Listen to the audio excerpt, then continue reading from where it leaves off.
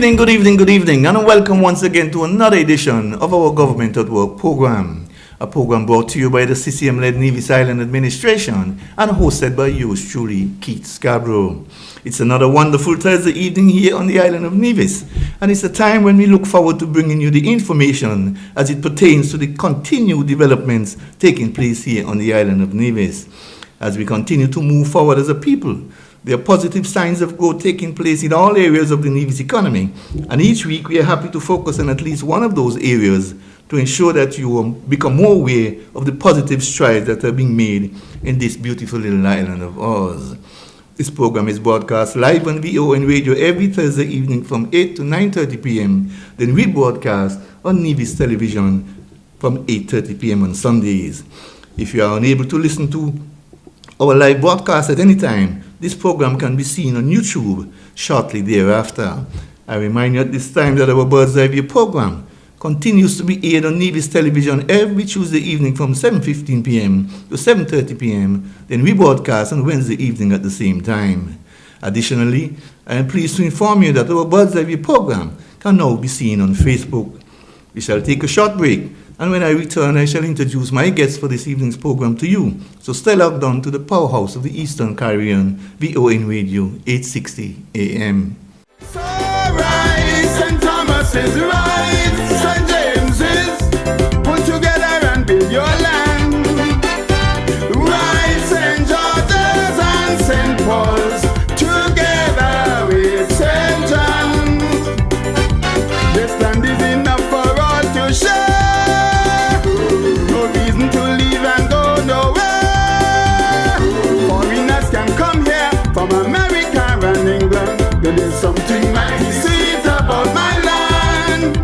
And if the foreigners who live here can insist that it's here they're from, then I swear I'll never leave my native land.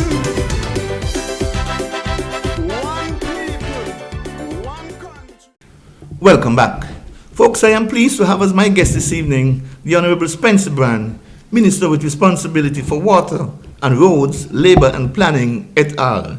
Here on the island of Nevis. Honorable, good evening and welcome once again to our Government at Work program. Good evening, King, and greetings. It's indeed a pleasure for me to be here with you once again, and a very pleasant good evening to the listeners and viewers of this edition of your program tonight. I am delighted to be here with you tonight, King. And we are happy to have you as well.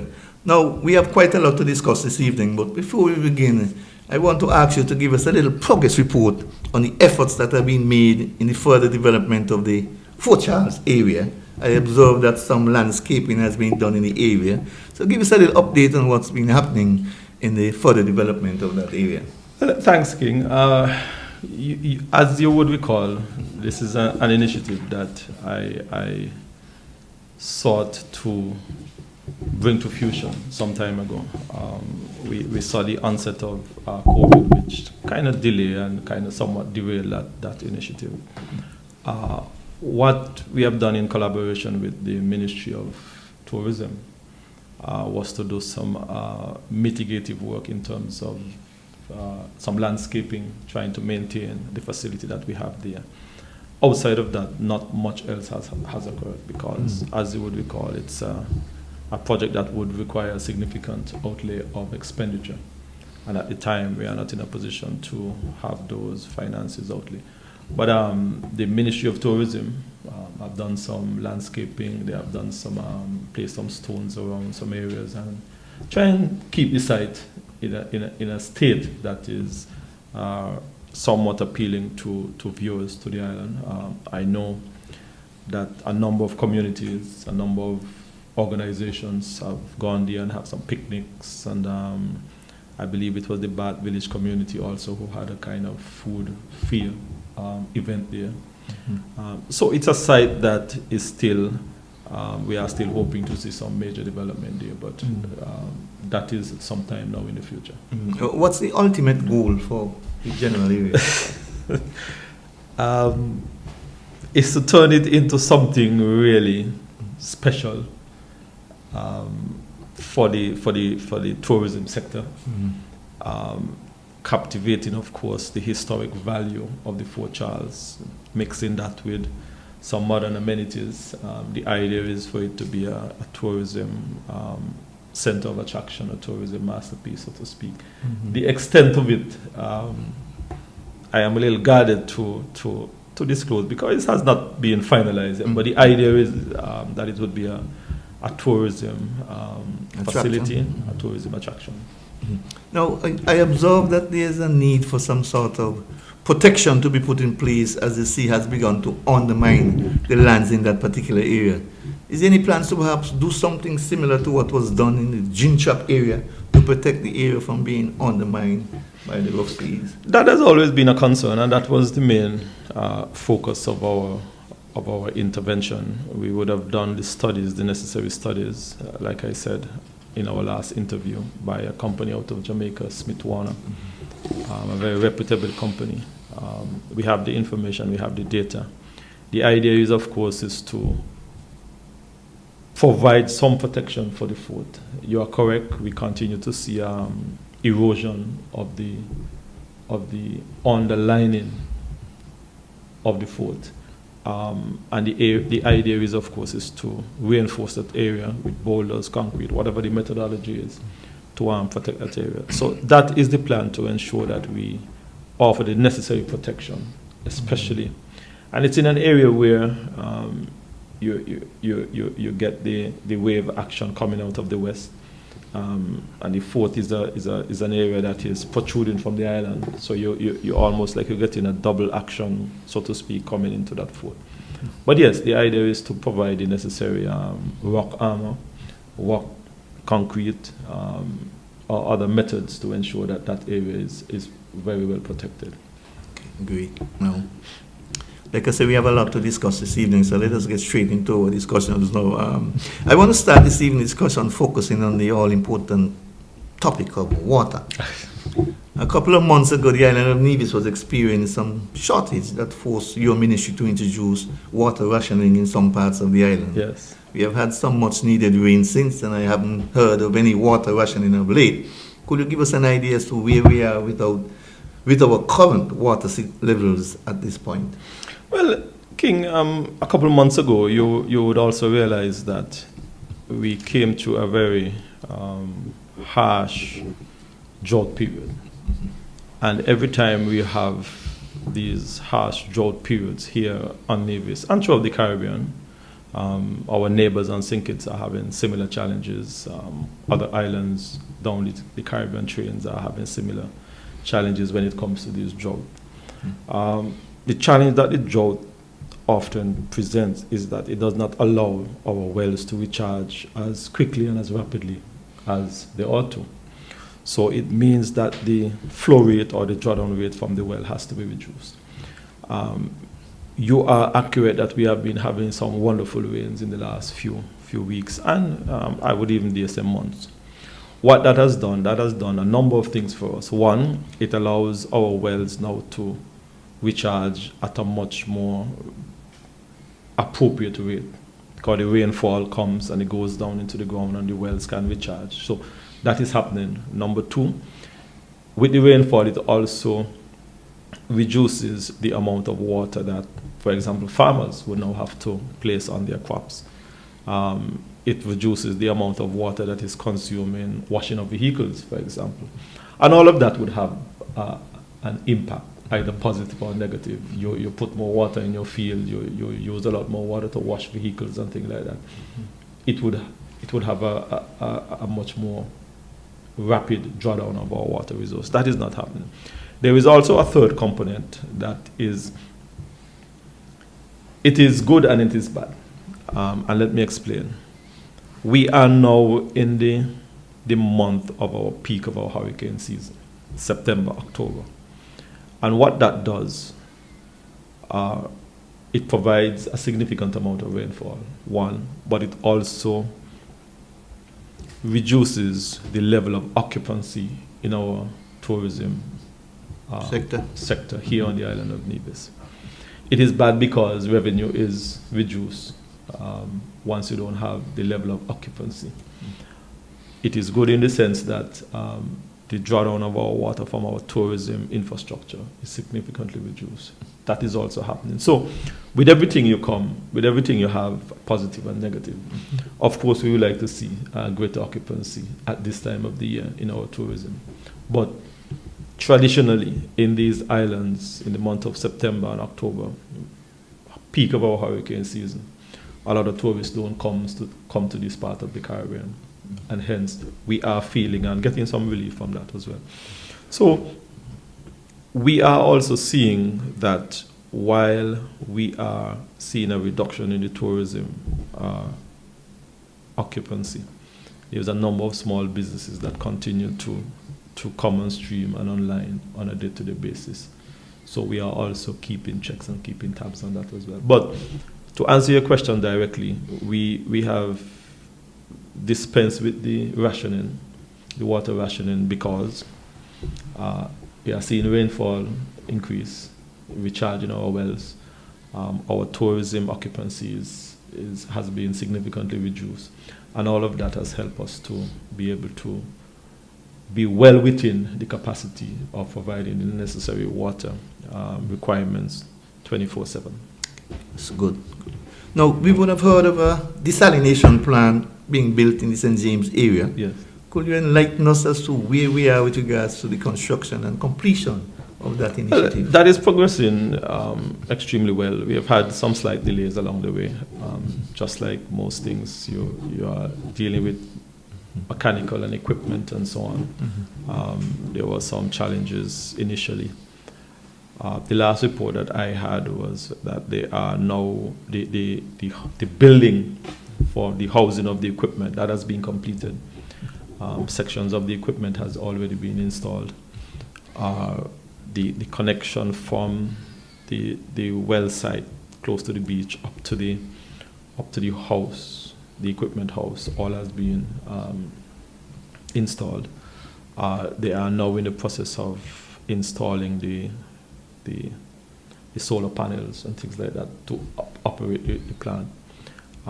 We are hoping and expecting that within the next couple of weeks, I don't want to put a specific timeline on it, but we are hoping that within a very short period of time, we should see some actual testing, and we are hoping that that would come online very shortly. Okay. It's not a significant production in terms of the desalination. I think it's about 60 or 70,000 gallons per day. But 60 or 70,000 gallons is more than zero. Yes. And I always look at it in that kind of context.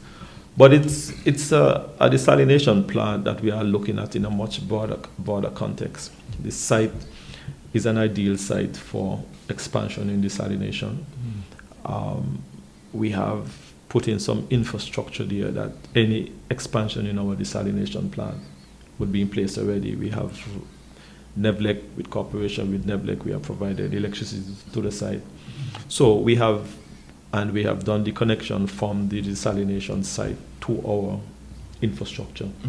So a number of things have also already been done, and we are hoping that in the future, when, I will not say if, I'm going to say when we decide to expand our desalination plant and infrastructure, then most of the infrastructure would be in place already. Okay. Exactly where in St. James is this It located? is on the opposite side of the Seventh-day Adventist Church, down close to the beach. If you know where that, the Seventh-day Adventist Church in Butlers. Yes. There's a road that directly opposite road down to the beach. Yes. Okay, great. Now, you mentioned about 60,000 gallons. How would that affect the area of St. James in particular? Because there seems to have the most problem when we have water shortages. The water will go into the system, and the water will be distributed throughout the system. That's an area, you are correct, that the St. James is because of some of the location of our tanks. Whenever there is water shortages or water rationing, that's an area that is often hit very hard. That is something that we are working to bring a final solution and a lasting solution to. So we are hoping that in the very near future, that will be a thing of the past. Okay, great. Now, we would have heard that a number of wells are scheduled to be dug in different parts of the island shortly. Are you in a position to shed any further light on that initiative? Well, yes, we are presently having one of those wells being dug in the Maddens area at the moment. Mhm. And again, that would, once that come on stream, that would bring some significant relief to the St. James's area. The drillers have met some challenges. Of course, you know, the rock types in Nevis is extremely hard. Mhm. And we have had some mechanical challenges. Some of the equipment went down for a while. They have since have them repaired, and they are approximately at a depth of about 320 feet, based on the last report that I saw. They are to go to a depth of about 500 feet. So that is ongoing. It has been a bit slower than I would like, because they started, I believe, sometime in August, early August. But like I said, along the way, they have met some technical challenges with the equipment. They have since have those equipment repaired, and they should be continuing in another week time, because I think one of our consultants is presently off island, and once they get back, maybe in another week or so, they should resume that drilling exercise. But it's a project that we are hoping to do 9 wells. 9 wells. 9 wells. And the idea of these 9 wells is to, one, bring some significant relief to the St. James's area, of course, and then add some additional water to the Gingerland side that would feed all the way down into Charlestown, and all the way across into Four Seasons. So it's an island-wide initiative. They are not just here to do 1 or 2 wells. We are looking at 9 wells. And we are hoping that once all of those wells are successful, even if 1 or 2 of them is not successful, we think that we will be in a very good position to do a number of things. One, we would be able to rest some of our existing wells, because some of them really need some rest, allow them to recharge themselves. We would also be able to do some cleaning of some of those wells. That is an exercise that we often need to do. So once those wells come online, it would allow us to build a lot more redundancy in our system. It would allow us to have the capacity. We are also looking at the possibility of some additional storage, because it is all well and good to provide additional wells. You have to have additional storage. Sure. To ensure that the water that you're harvesting can be stored and can be readily available. Mm-hmm. How hopeful are you that before the end of the year we might be seeing 1 or 2? Oh, we are. King, have been in this business for a little while, and sometimes I think when politicians give timeline and it don't happen, people look at it that we are misleading or being deceptive. And we have to be very careful and guard when we give timelines. And in all honesty, when you give timelines, we give those timelines based on the information that we have and the expert advice that we have. I am pretty confident that before the end of the year, we should have at least 2 of those wells online. And I am making that statement and that proclamation based on the technical advice and update that I have been given. We are pretty confident that the first one that is now being dug should come online very shortly, and then the second one after that should follow thereafter. So at the end of the year, we are hoping that 2 would be online. And like I said, that is based on the information that has been provided to me. And based on what I am seeing on the site, it is a fair assessment and what is expected to happen. I remember a few years back when the Hamilton well was dug by the farmer administration. One of those wells had water, but not drinkable water. Yeah. You had to treat it and get it to a particular level, which is that now.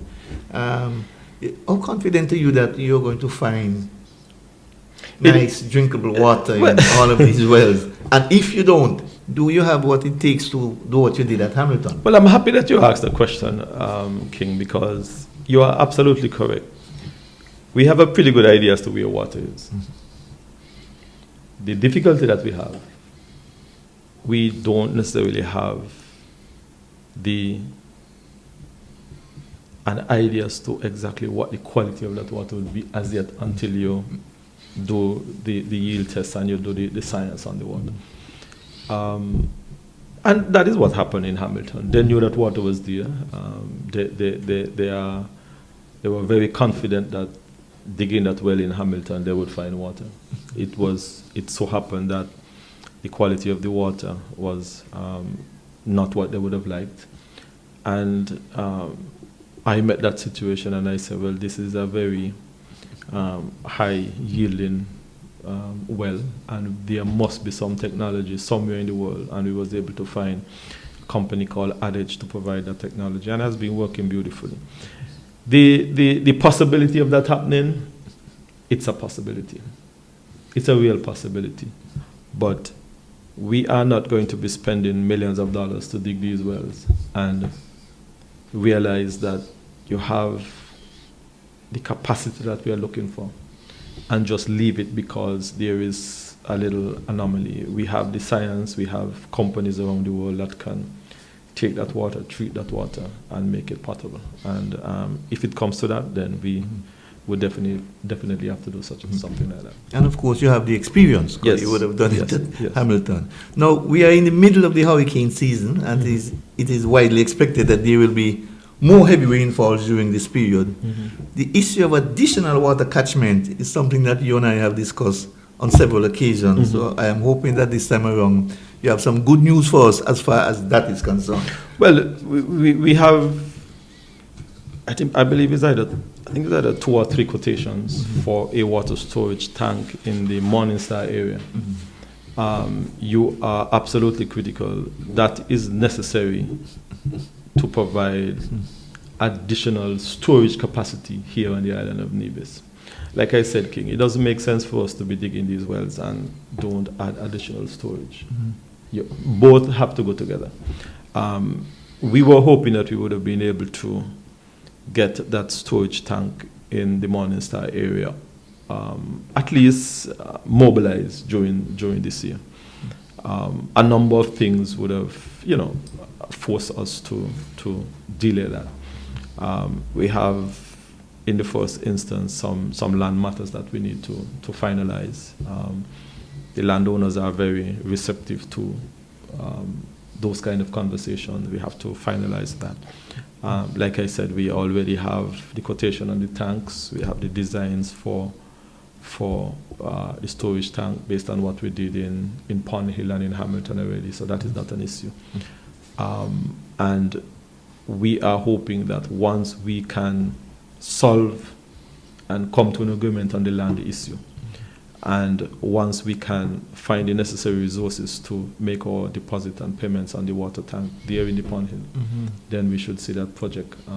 I would like for it to start before the end of this year, but to be honest, it is very unlikely. But definitely it's something that is going to be on stream during the new year. Okay. Is that the plan that you're going to be building tanks in other areas? Morningstar is coming up next, Morningstar is coming up. We are also looking at the possibility in the St. James's area because, like you said, that's an area that has been oftentimes hit extremely hard. We have a small tank in the Jessops area as well. That based on the consumption, for example, like the Four Seasons Hotel, the tank at Jessops, the Four Seasons water storage tank it could be bigger, at least twice the size of that tank in Jessops. So if Four Seasons decide to turn on their tap for us to provide water, you see how quickly that is going to be drawn down, and the rest areas of Jessops would be in problems. We are looking at the possibility of constructing a significant size tank in that area. The difficulty that we are having is that that area have some of the most expensive lands on Nevis. And finding a site, we are looking at the possibility of going up higher from where the tank is. Finding a site is proving to be a challenge, but it is absolutely necessary, because when you look at Four Seasons, I am also the minister with responsibility for planning, and I am seeing certain developments that are being proposed in the St. Thomas's area that is going to need a significant volume of water. We have to make sure that we can maintain our supply to Four Seasons 1, and we have to make sure that we can also provide the necessary requirements of those proposed development. Water is being demanded not in isolation. It is what is happening in planning, it is what is happening in our business sector, it is what is happening in farming.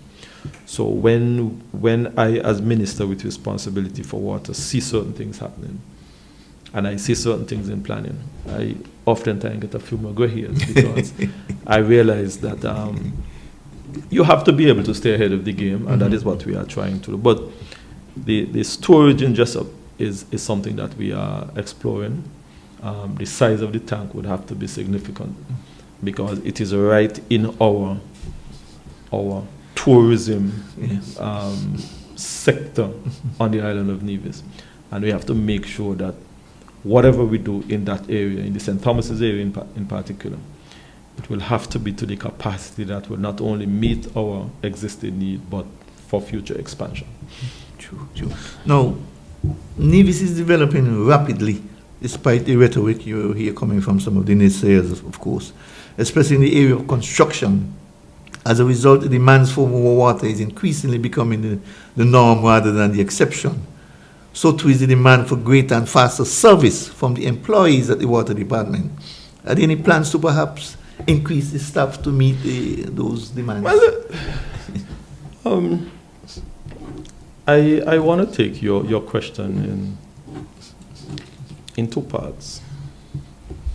You said that Nevis is developing rapidly. I believe that was your quote. Yes. Despite the naysayers. King, you and I have been around politics for a little while. You longer than I. And I think that the CCM party have always tried to be honest with the people of Nevis.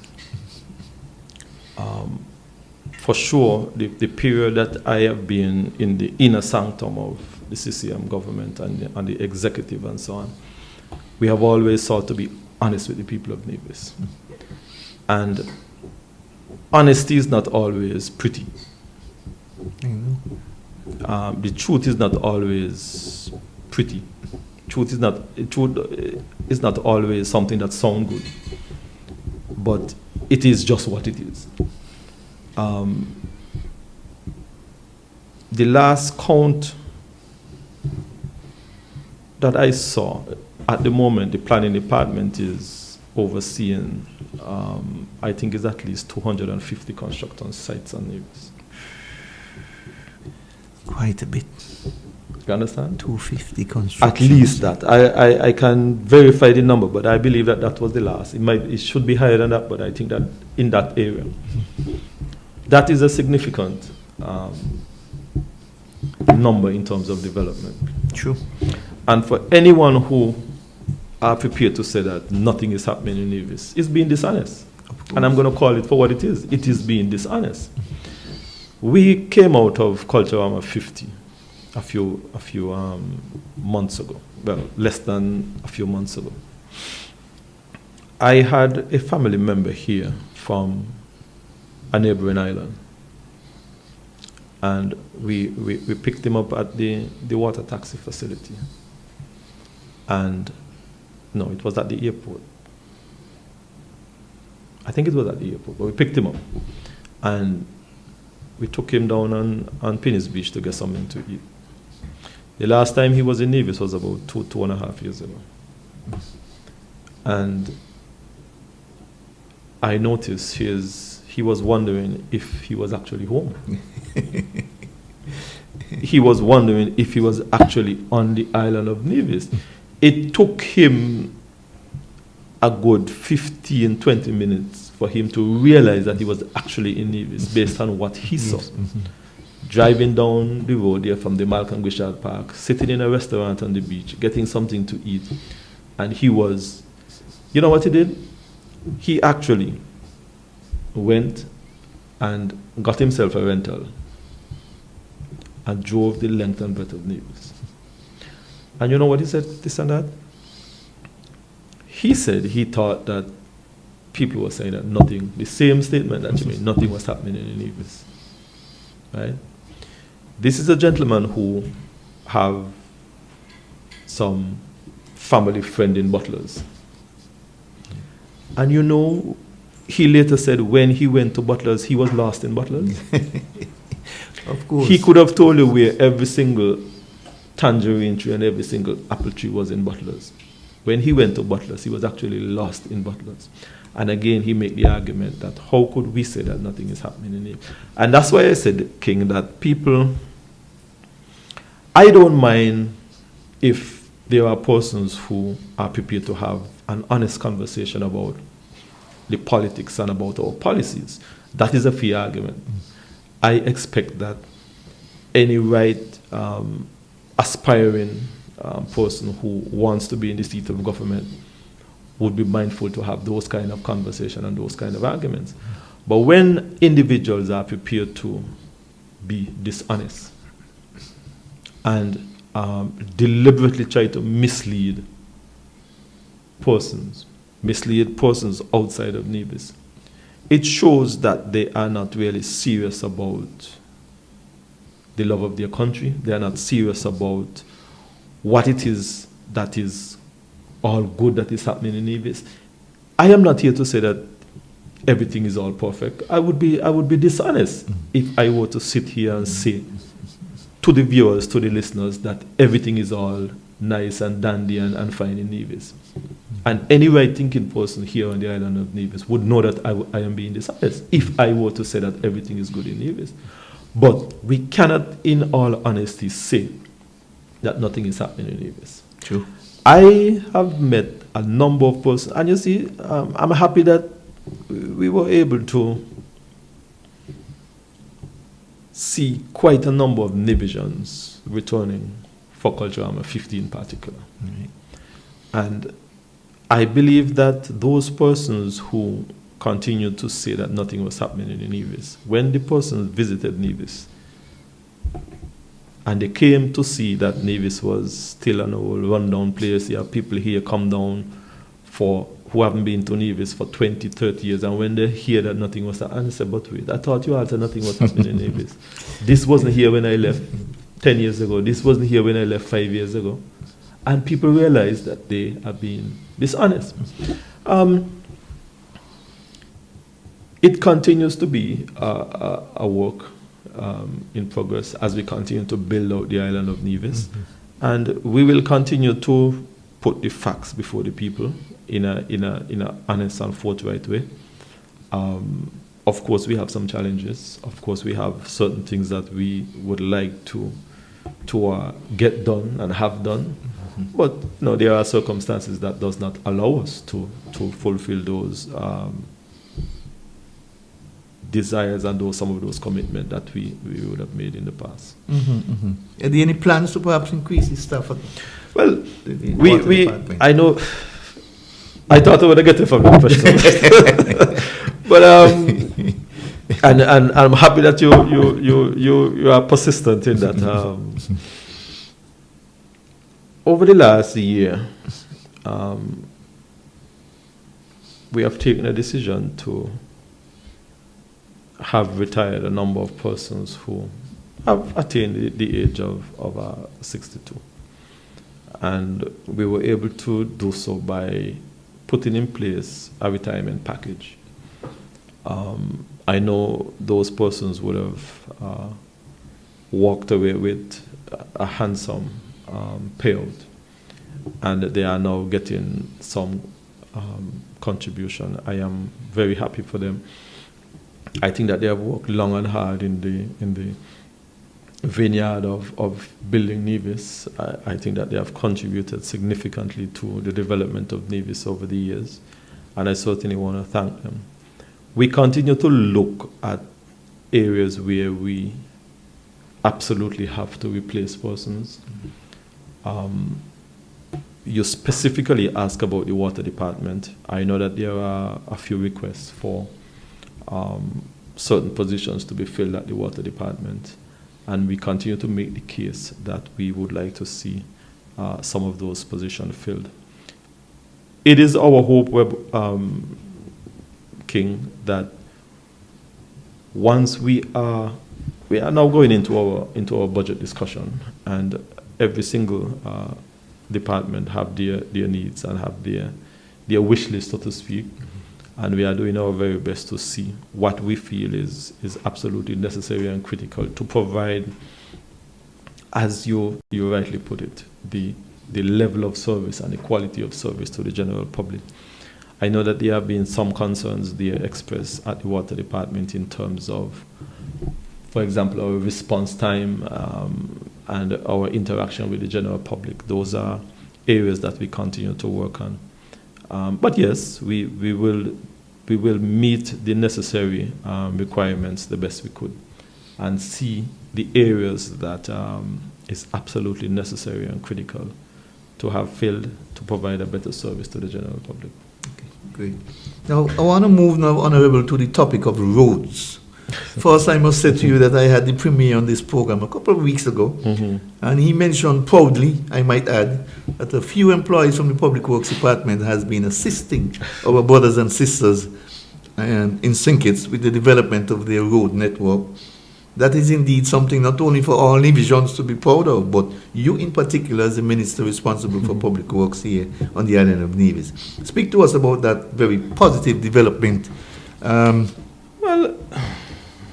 you know, I don't really make too much noise about. Sometimes you have to beat your chest and brag and boast, you know. Well, this is one of those occasions. It's not necessarily in my nature to do that, but you are correct. We had a request from a particular company in St. Kitts.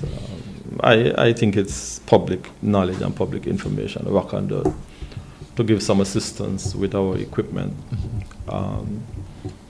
On St. Kitts, on a project on St. Kitts, which we thought long and hard about as to whether we can meet that request. We looked at the pros and cons of it. We discussed it internally at length, and we knew from day one that we had the capacity and the ability to do so. We were able to do so based on a number of factors at the moment. One, we are in the months of September and going into October, which is our peak of our hurricane season. We have basically taken a decision and a position that we will not start any major road construction in the latter part of August and going down into October. Those are when we have significant and unpredictable heavy rainfalls. I have seen over the years where we would have had road construction on the ground, and you get these heavy rainfall and you literally have to start from scratch again. There's a lot of man hours that have been wasted, a lot of material that have been wasted. And we have looked at the ending of August, the whole of September and part of October, not to really engage in any significant. So the machines were available, the equipment were available, the manpower was also available. What we have been doing after the recent tropical storm or tropical depression that came through was to do some maintenance. We have been maintaining our equipment, oiling our equipment. During this period, we were able to replace a tank at the asphalt plant. So we have been doing a lot of things. Some is in the public eye, some is out of the public eye. And you know, once you have these tropical storms or hurricanes, you're going to get a lot of washout, a lot of potholes and so on. So we have been trying to maintain those. And that is what we have been doing. We decided to respond positively to the request. And I must say that from all the reports that I've been receiving, the team is doing exceptionally well in St. Kitts. I am a little concerned though that They may be stolen. about I think that they are really performing at a level that I always knew their capabilities. Some persons are in awe of what they are doing and how they are doing it. Our team have had vast experience, and they understand what it is that they need to do.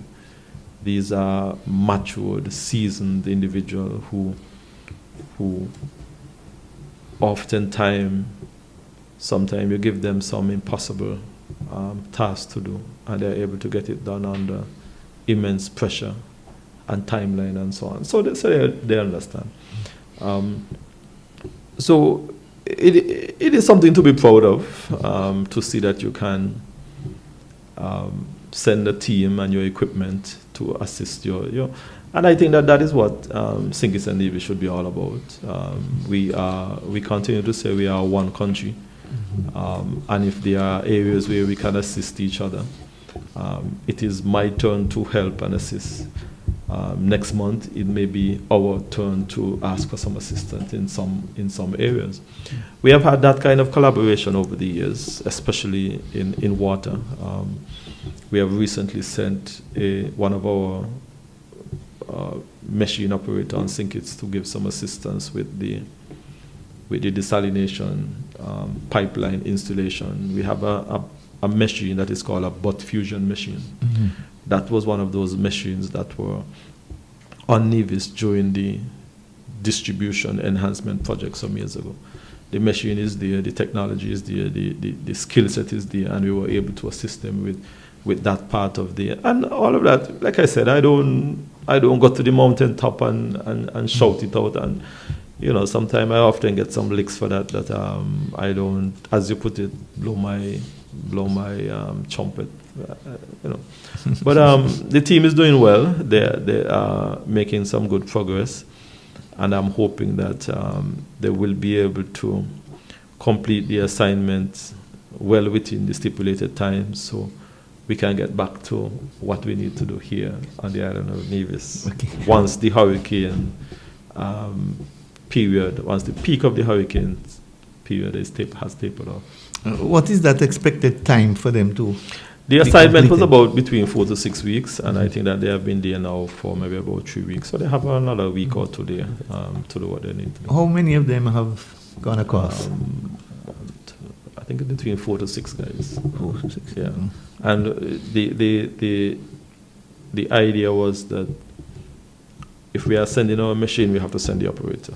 So I am not going to take up Nevis people equipment that we have spent a significant sums of money to purchase, and allow any stranger to operate those machinery. And that was non-negotiable. And so the equipment is there. Our milling machine, our paver, and our roller. The equipment is there, and the operators are there as well. Okay, sounds good. Now, during 2024, the CCM-led Nevis Island Administration Road Development Program has made tremendous strides. Citizens and residents of Nevis would have seen the road enhancement that has taken place in Bath Village, in Butlers, the Bypass Road, the Island Main Road, and other village roads across the island. Are there any other roads that are scheduled to be developed, resurfaced, or enhanced before 2024 comes to a close? We have, and I don't want to name them, King, because like I said, once the hurricane season is over, once we are out of that period, we have what I call some secondary village roads that we have been looking at. Areas that I feel that we can get knocked out in 2 or 3 months. So if we were to look at the middle of October, the ending of October, going down into December, there are, I think we have identified, like I said, I don't want to name them, because if they don't happen, then I know people are going to say that, We have identified, I think, was about 4 to 6 of those such areas. And once the team is back on the ground and once the hurricane season is past us, so to speak, then we can go in and attack some of those areas. Some of them is just going to take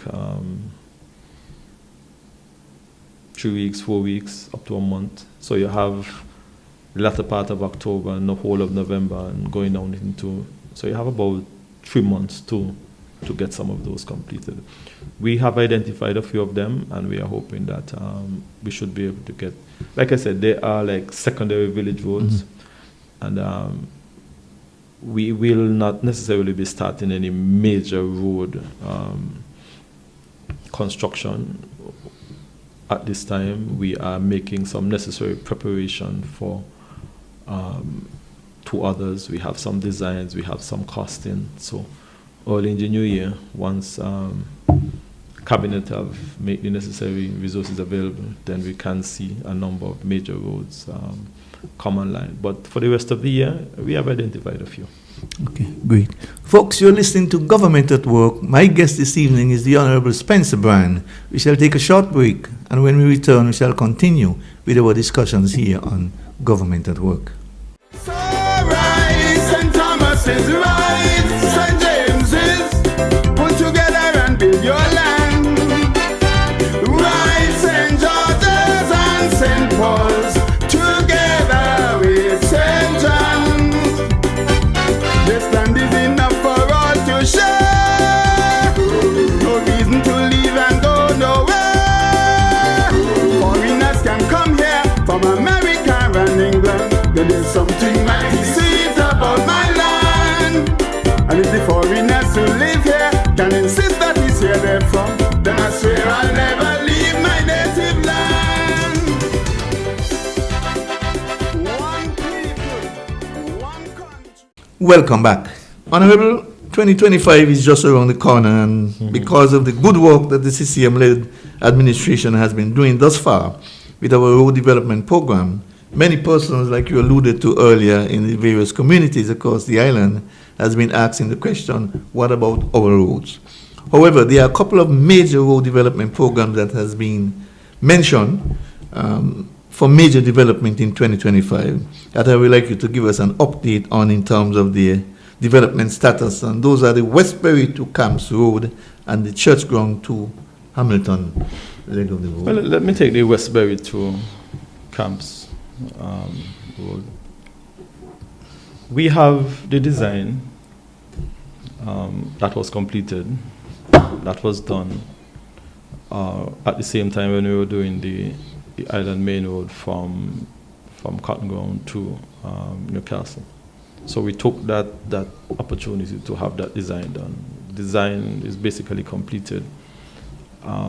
It will be a major undertaking. We have a number of water courses that we will have to get over. If you notice that in that area we have at least 2 that comes quickly to mind that we will definitely have to we have some realignment on that corridor to get done. Some funny corners and so on that we have decided that we would hope to see be realigned. So the design is completed. We had 2 years now, a year and a half now, a preliminary cost. I believe that cost may change slightly. It is a project that we are hoping, and I'm going to be very careful here, King, again. Once the necessary resources are made available, it is a project that I would hope that can come online and on stream. I personally would like to see it come on stream as our major road project in 2025. Like I said, we are going into our budget discussion, and we would do our best to put it on the table and make the argument. The ultimate decision, I think, would end based on our financial situation and our financial capacity to put the necessary financing in place. And once the necessary finances are put in place, then we can see that project come on stream next year. And I'm saying that very guardedly. The financial aspect of that would be totally rest with the financial folks and the Minister of Finance in his capacity and basically what he has to work with. Oftentimes we conceptualize these projects, but at the end of the day, it's all about having the necessary resources to do them. But I can say to you that the design was completed. We have the estimate from the company who did the design, so that is in place already. It's just a matter for us now to put the necessary resources in place and have the project executed. That is one. The church ground road, we already have some designs on that. We were hoping that we would have done some preliminary work during the latter part of this year. We are still exploring the possibility of, there are some property walls that would have to be taken care of. We are hoping that either later this year or early next year we can have those property walls constructed before we can actually get into the actual road construction. But that is one that we know definitely, that we have spoken about. We have done some work on it already. The engineers and the surveyors have done their part. It's just for us to basically implement that project. Okay. And we have to be as well careful with especially that church ground road project. As you know, the geothermal development is in the Hamilton area, and we know that there is a particular route for the connection from Hamilton to Nevlek. Sometimes things do change. Sometimes you have different variant in terms of where certain things would go. And that is why sometimes you are a little bit hesitant to implement certain program and projects because there are at times some level of uncertainty as to exactly what is going to happen. Similar case at the airport. We have done the upgrade at the airport up to the end of Catalong Park, because we know that there is some major expansion that is being proposed at the Vance W. Army International Airport, and we felt that it would not have made any sense to fix a road, construct the road in the area of the vicinity of the airport, and then 6 months later go and tear it up because this particular part of the airport comes. So we have hold on that. And that is the thinking in terms of the Hamilton church ground. There is some level of uncertainty. And I think that once we are absolutely certain as to the route and what will happen, then we can fully implement that project. Great. Now, the stretch of road from the Madcross Preparatory School all the way up to the Wilkes property and other roads in the area has been mentioned for further development as well. Where with regards to that stretch of road from that's one of those roads that we are hoping we have identified as one that we potentially can have completed before the end of the year. Like I said, we have identified about 4 to 6 of them. Again, a lot of it goes towards resources. I know that we would have expend a significant amount of resources on a number of projects that we felt was important in celebration and in honor of our 50th anniversary of Culture. So I believe that some budgetary allocation had to be moved around and so on. But that is one that has been identified. In the Ramsbury area, we have identified some other areas where we would definitely need to do there is some drainage issues there. And not only in that area, other areas around Nevis, which are facing similar challenges that we have been looking at. We have the situation there at the bottom of Dressups going down by Mangoes. That is something that we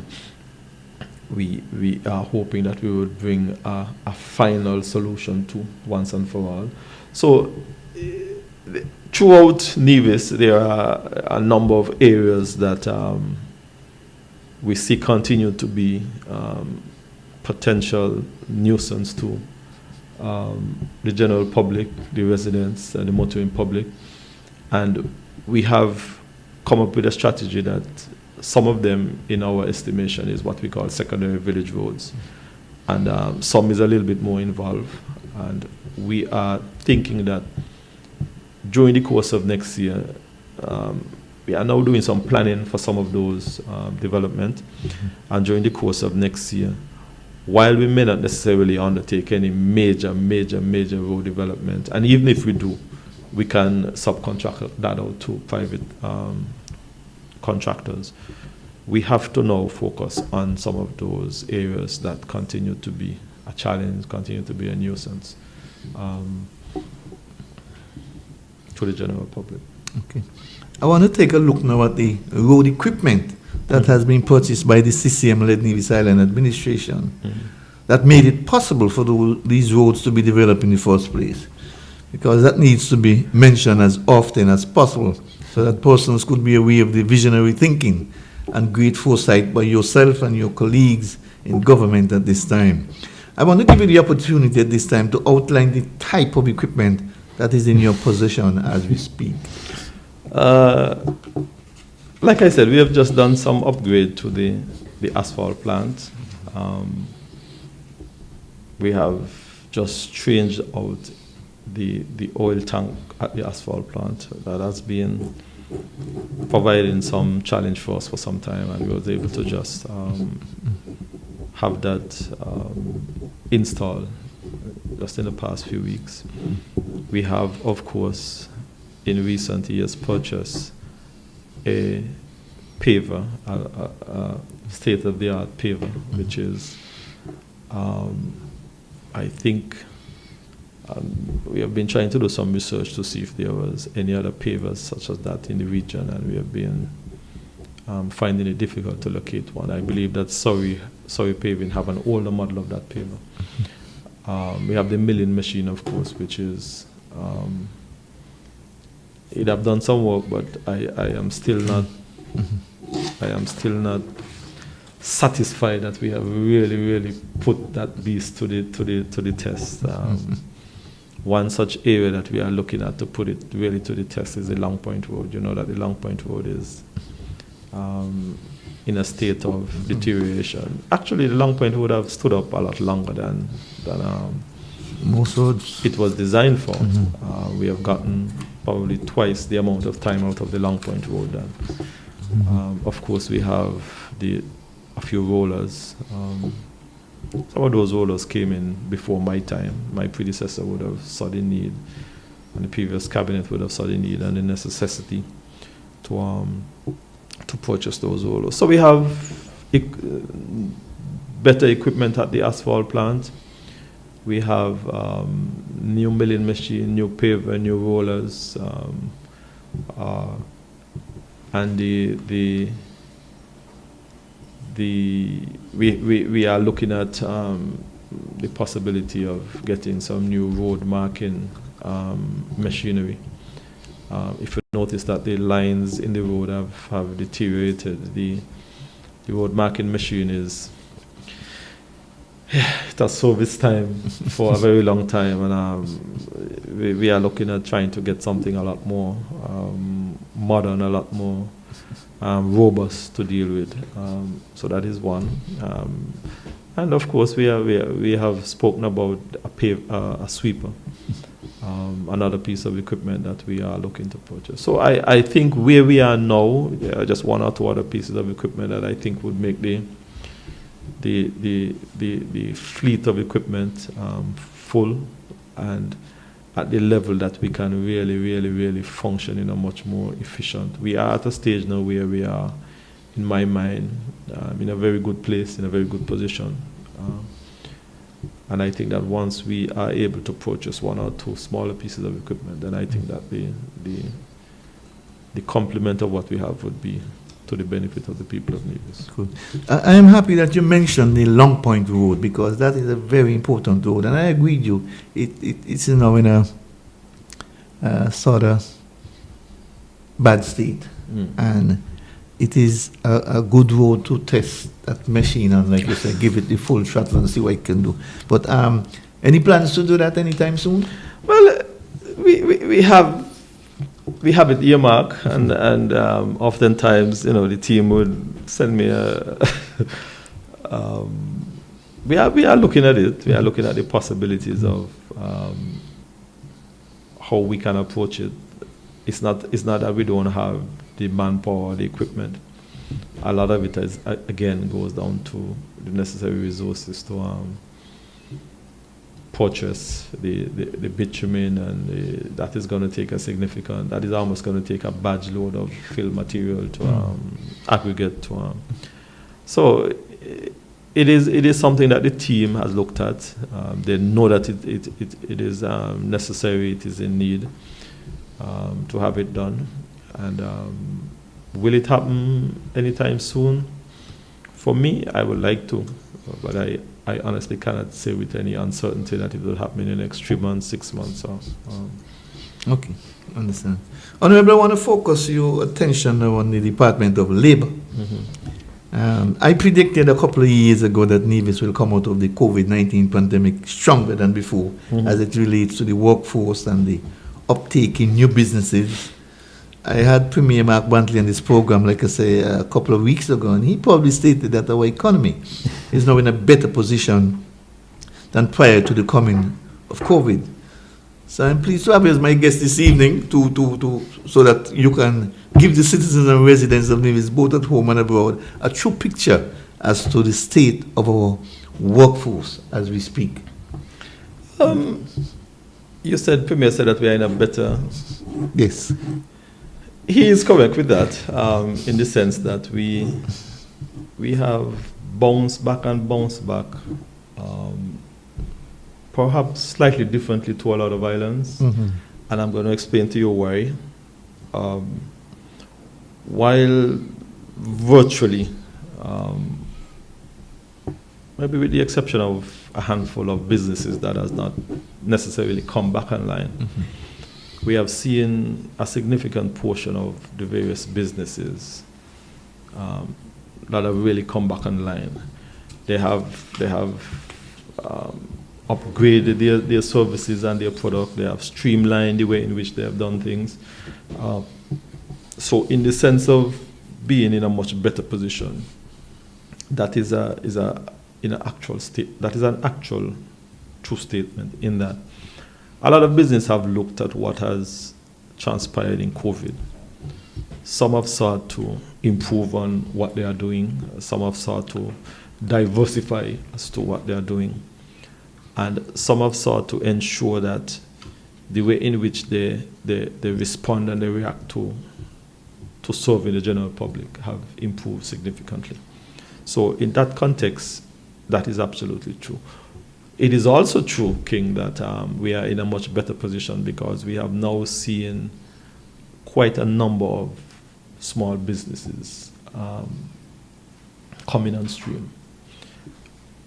I was at the Youth Awards last evening, and one of the awardees was a young lady who started a business during COVID.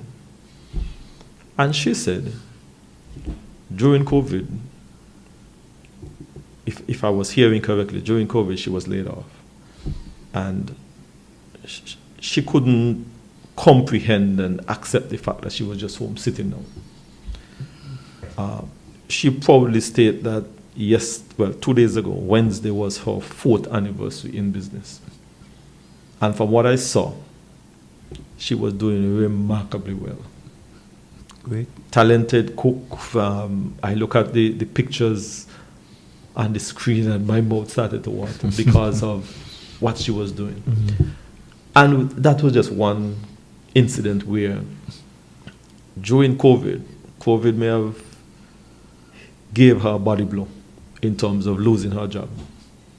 But even though COVID would have given that young lady a body blow, she decided that COVID may have given her a body blow, but it was not a knockout punch.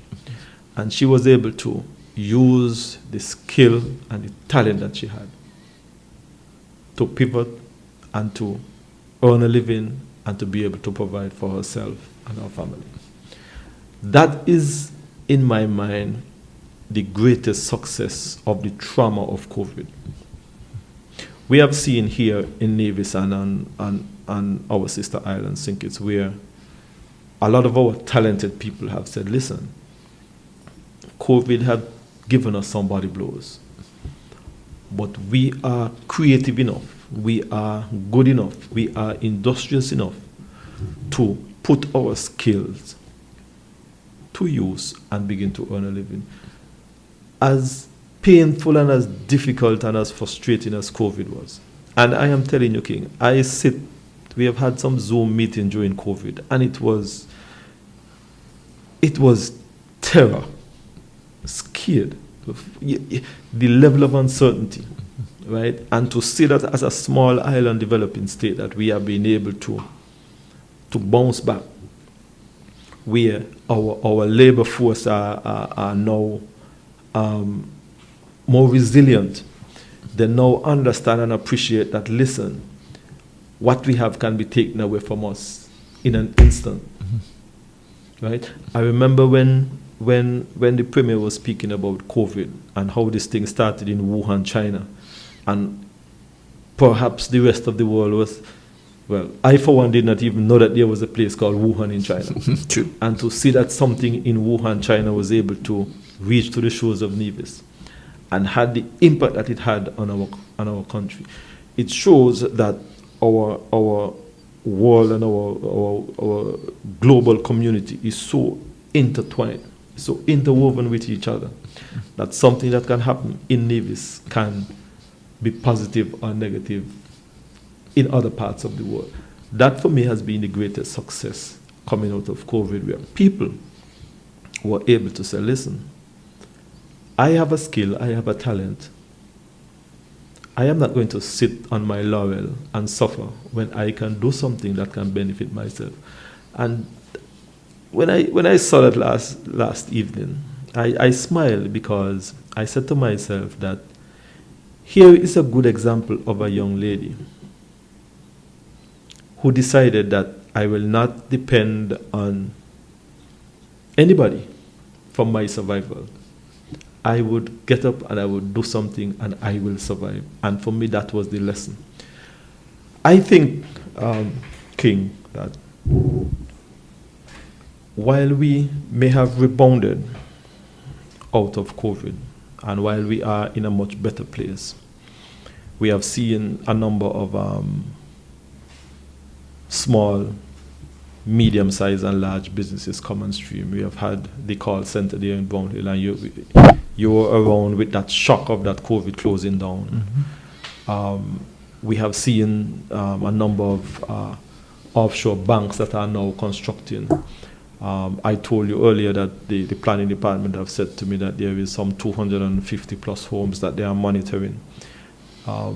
Businesses are seeing that the level of activity here on the island of Nevis is such that they are at a level of confidence that they can continue to expand, they can continue to employ people, they can continue to make the necessary investment in expanding their plant. And that is because that, one, they have a government that they trust, despite the naysayers and despite all of the foolish rhetoric. They have a government that they can trust, they have a government that they can have a conversation with, and they have an island that have shown capable and steady leadership. Mm-hmm. You don't want to have anybody getting up in the middle of the night and say, if you don't pay this, you're going to... no. You have capable, competent leadership that continue to move the island forward. As I said earlier, is everything perfect? Absolutely not, and far from it. But I want, and what the Premier would have said in terms of we are in a better place, it shows that despite the shock and the downturn in our labor and in our economy during COVID, we did receive a significant body blow. We were knocked out. And as we continue to grow, I think the next year, the next 2 years, for example, we will continue to see an expansion in the economy. We will continue to see growth in the economy. God forbid that we don't get any hurricane, and I knock on wood, and my heart goes out to those folks there in Florida, who I believe it was a Category 4 that devastated parts of Florida just last evening. That could have been us. We are right in the path of hurricane, and just like COVID, hurricane can come and wipe out what you have built for 10, 15, 20 years in an instant. And I think that we have been extremely fortunate, and I think that as a people we should always continue to give thanks and praise to our Creator God for protecting us during this hurricane season thus far. And I hope that by the end of the hurricane season we will not have any incident here on the island. Because when I look at what has been happening in Florida over the last 12, 24 hours, so that could have been St. Kitts and Nevis. You know? Let me ask you, where will you put our the level of our workforce at this time in comparison to 2019, 2020, before COVID hit? You know, we were at a particular level. How do you compare before that time COVID now? hit? I don't have the number. Before COVID hit, I believe we were somewhere between 5,000-6,000.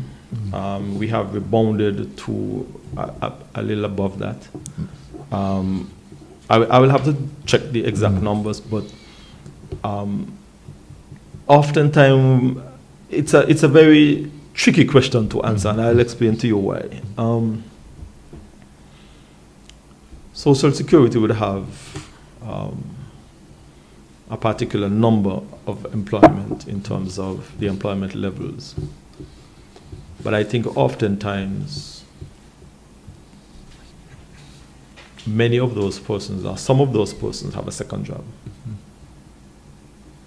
I mean, you have been around long enough to know that you have worked at Four Seasons for many years, and you know that while working at Four Seasons, you have the regular workers, and then you have persons who come in from 5 to 10 and 11. That is a second income.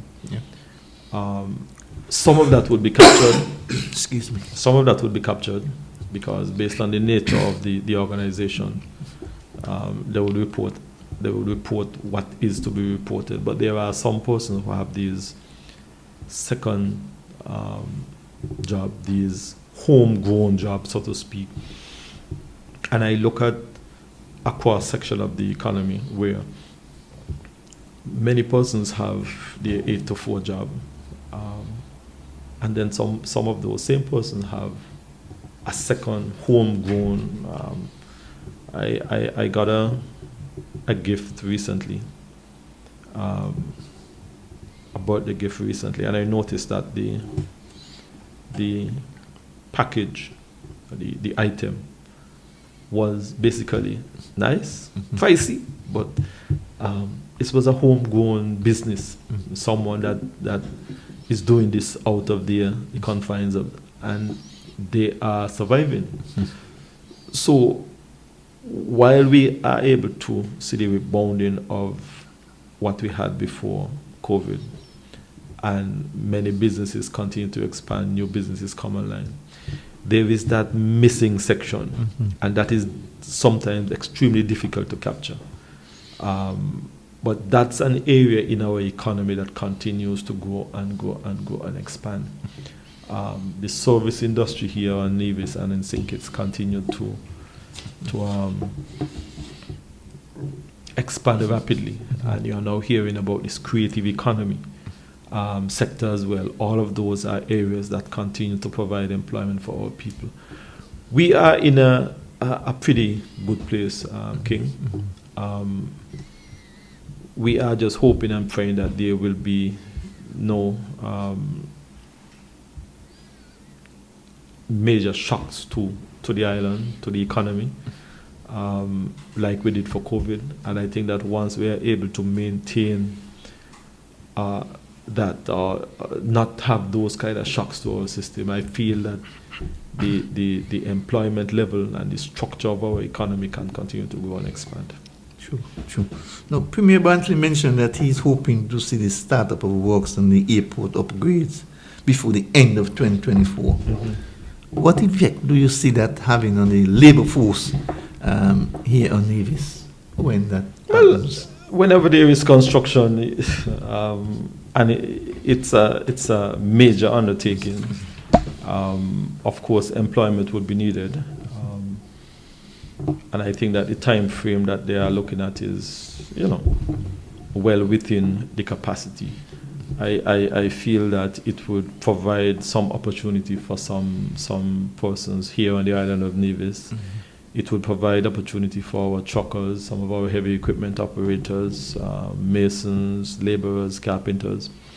And I think it would allow some of the skill set persons in the general environs, really, of Newcastle, to have an opportunity to get exposure to that particular development. Wherever we can continue to provide employment for our people, 10, 20, 50, 100 is always a good thing, because it would mean that you now have 10, 20, 50 people that is gainfully employed, that can provide sustenance for their family and make a contribution to the economy of Nevis. So there will be some demand for employment, and I believe that there is going to be a broad section of the island, of the community, that will benefit from it. Okay. Now, Premier Brantley also stated that 2025 could very well be the breakout year for Nevis, and he mentioned that we could see the start of the geothermal project and other projects commencing sometime during 2025. If all goes planned, do you see us recruiting workers from the neighboring islands, as I predicted a few years ago? Because with all this work being established, it seems to me like we are going to have to reach out to others for... Listen, like I said, where I sit, King, there have been some significant movement in the geothermal project. Of course, you know that we now have a federal government that has embraced the geothermal project and are giving every level of assistance they can to make sure that this project comes on stream. We are hoping that it can come on, we can see some activity on it in 2025. That will create some employment on the island of Nevis. Where I sit at planning, we see a number of proposals that is before planning. Even if one of them were to come and be on the ground in 2025, that would create a level of employment in Nevis that definitely we would need additional labor. The airport project, that I believe in 2025 would also create a level of activity and buoyancy on the island of Nevis. And other smaller proposed developments around. You said the Premier called it a breakout year. 2025 could be a breakout year. That's a statement, King, that once these pillars of our economy come on stream, and once there is that level of activity, I not only think that it could very well be a breakout year for Nevis, it could be a very buoyant and dynamic year for the island of Nevis. And it's not only going to be 2025, because many of those projects is going to spill over into 2026. And that is why I'm saying that I knock on wood and hope that we don't see any hurricanes, for example, come our way to derail any of those. And of course, with some of the projects that we ourselves here on the island are proposing. You spoke about the Fountain Westbury Road. That in itself would create another set of employment here on the island of Nevis. 2025 breakout year, absolutely. We are very hopeful. We are we are at a stage now where we have come through COVID. We have done our best in trying to hold strain from the COVID period. I think that we have more or less more than turned the corner. We have leveled out, things have leveled out. And I feel that the next 2025, 2026, and even into 2027, we can see a level of activity here on the island of Nevis like we've never seen before. True. So do you think we'll have to go to overseas labor to deal with all that you just outlined? King, if we Because don't we're have small, you know. if we don't have the manpower here, and it's a natural progression. I envision that even persons from St. Kitts would come over. Persons from the neighboring islands, they look over and they see things happening in Nevis. There is really no hindrance from them to come, and we have had many persons come from the Windward Islands, from Guyana to take up employment here. And wherever you can find the skill set and the manpower, they are more than welcome. Okay, great. Now, Honorable, we are running out of time, but I wanted to ask you this one last question. The Department of Planning, with all the proposed development, the Department of Planning is already busy. Would become even more busier. Are there any plans to increase the staff in that department? We have a request for a few, and a few of them is absolutely critical. We have had 2 persons retiring in the last few months, so we at least have to replace those. We always are looking at how best we can strengthen these departments, especially departments that has to respond to the needs of the general public. We are building out our GIS unit, which is also going to be a critical component for the expansion and development of the island of Nevis. To answer your question in short, definitely we can look forward to providing more employment in some of these critical departments. Okay, great. And my final question for you, Honorable, is that the Department of Planning has started some public consultation with the general public.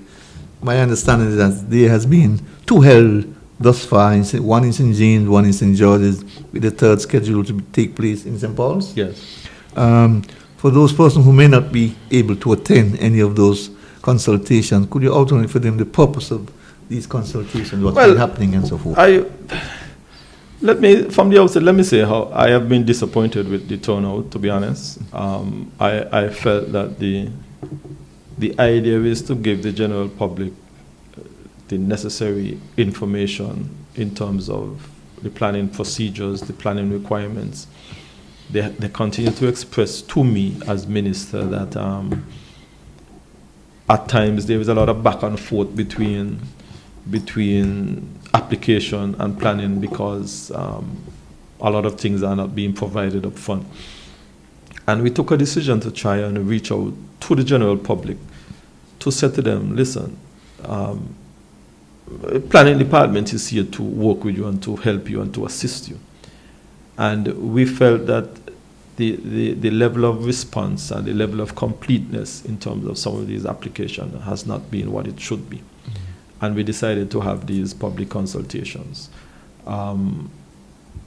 Like I said, the folks who I feel ought to be there, needed to be there, were not there. And I want to use this forum to make an appeal that when the next public consultation is being held, I believe that the next one will be at the Charlestown, the Red Cross building there in Charlestown in a couple of weeks. We will do our best to try and advertise it as much as possible and try and get the necessary stakeholders. We would like to see persons from the Bar Association there. We would like to see persons from the construction sector. We would like to see persons, real estate developers. I feel that a lot of the architects are on board with what we are trying to do, the engineers, the electricians. But I think that those persons who provide that intermediary service persons from the Bar Association, real estate developers, that contractors, that group of persons, I feel that at times that they can be able to better serve their clients by having additional information, and that is what we are asking. I have sat through the two previously held. I've been out of the business for a while, so but you at times you are happy that you can get these refreshers. You stay current, you stay up to date. So I want to appeal to the general public that it is a vital service that we are trying to provide to the general public, and I'm asking those persons in those critical areas when it comes to planning and development to be a part of those public consultations. Help us to help you so you can better serve your clients. And that's a good note to end this program. And Honorable, I want to thank you very much for taking time out of your busy schedule to be with us this evening. I know you're a very busy person, so I am indeed grateful for the opportunity for us to have this discussion this evening. Your final words for our listening and viewing audience. King, I want to thank you for the invitation. I want to say a very pleasant good evening to the listeners and viewers of this edition. It was certainly my delight to have this conversation with you as we continue to give truthful and accurate information to the general public. And I would sound a note of caution to our people that while there are many persons who are claiming and saying that nothing is going on in Nevis, do not be misled. You have elected a government to provide the necessary services and development for the island of Nevis. I would be the first to say that while we are desirous of doing a lot more, we have certain confinement and restrictions that we are working with, but I believe that we are in a much better place than where we were a year ago, 2 years ago, 5 years ago. I want to say to the general public that as we continue to build out the island of Nevis, we are asking for our people to work with us. There are going to be times when there would be disruption and inconvenience, but we feel that all of this and all of what we are trying to do is for the betterment and for the development of the island of Nevis. Thank you, Honorable Brand. Folks, we have come to the end of another edition of our Government at Work program. Join us again next week when we shall do it all over again. Do enjoy the rest of the evening's programming. Then have a pleasant night's rest. Good night.